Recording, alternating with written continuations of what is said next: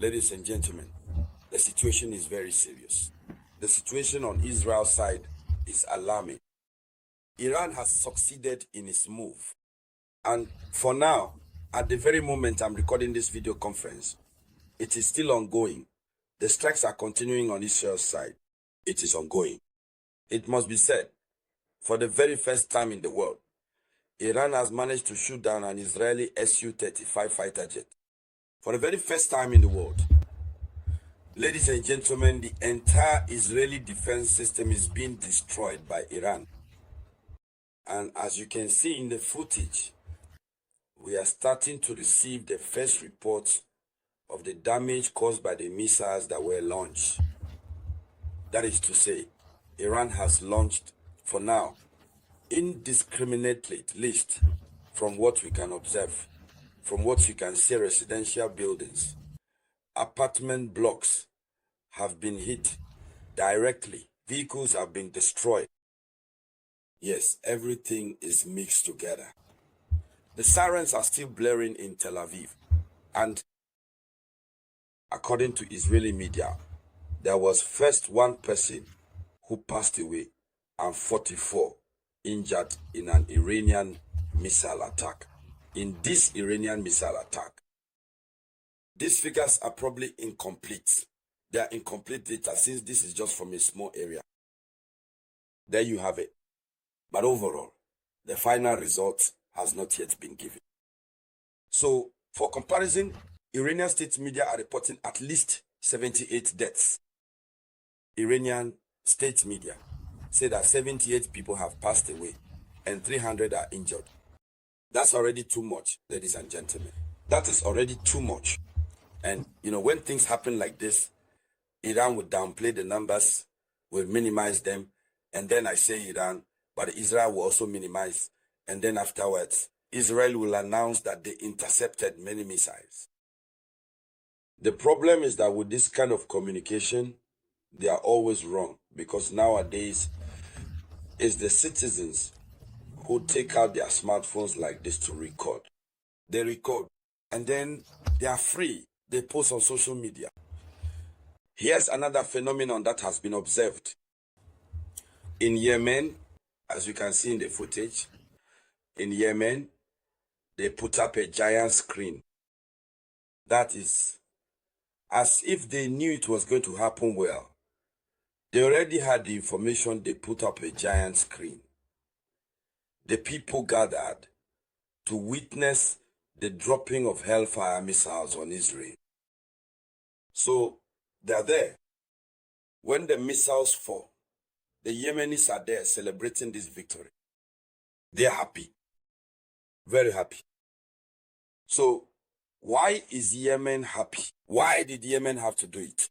We will come back to this in a moment to help those who don't understand the ins and outs of this to understand a bit. Since we're here and not everyone is familiar with the situation in the Middle East. There you go. Now, what should also be mentioned is that the Israeli Minister of Defense has just made a statement. He declares that Iran has crossed the red line by daring to fire missiles at civilian population centers in Israel. Iran has crossed the red line. That means Israel is very angry with Iran. That means they really hate Israel. And, these are the consequences of this conflict. These various attacks, these are their consequences. There is no distinction. They launch the missile. After all, missiles are intelligent machines. But then, these missiles can become very dumb. And sometimes, even out of nervousness, they just send them off. Iran had made a promise, Iran had promised that missiles were already aimed at Israel. They thought it was a lie. And in fact, now it's just raining down. I'm telling you, the images are frightening. They're just coming down. They're just coming down. We are waiting for President Donald Trump's reaction. Yes, he was the one saying, no, Iran has no other choice but to negotiate. Iran was just as ready as that. So everything Iran was saying was not a joke. And the worst part is that the Iranian authorities are announcing that this is just the beginning of their clear promise. Yes. So the Israeli defense minister, who says that Iran has crossed the red line by daring to fire missiles at civilian population centers in Israel, says this. He says, "We will continue to protect Israeli citizens and ensure that the Ayatollah regime pays a heavy price for its criminal acts." So you see, the situation is heating up, it's getting complicated. What should also be pointed out is that the Ayatollah, the supreme leader of Iran, narrowly escaped death. They launched a missile.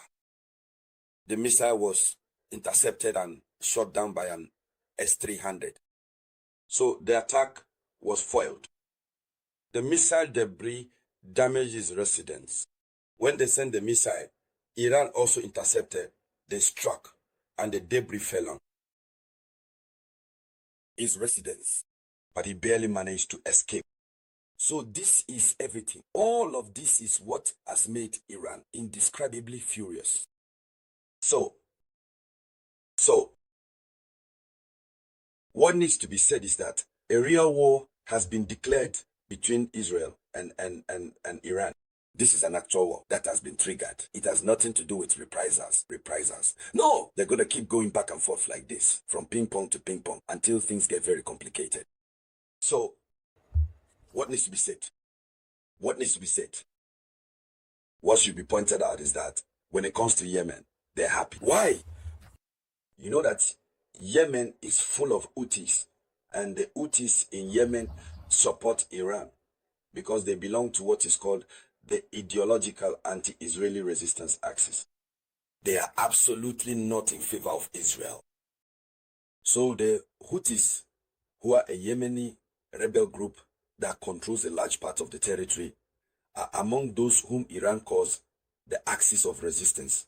So it's an informal coalition that brings together various actors in the region, such as Hezbollah in Lebanon, militias in Iraq and Syria, the Palestinian Hamas, groups that share a fierce opposition to Israel and to Western influence in the region. The Houthis share the goal of the disappearance of Israel and defend the cause of, well, Palestine. So their slogan, there you have it, is eternal rest for Israel, eternal rest for America.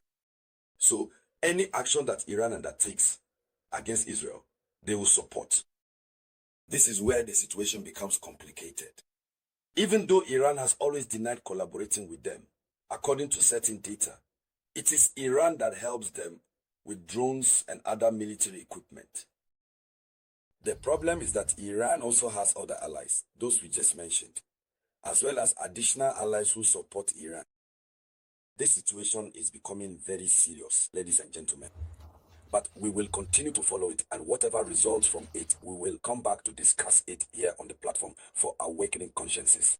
Thank you all very much.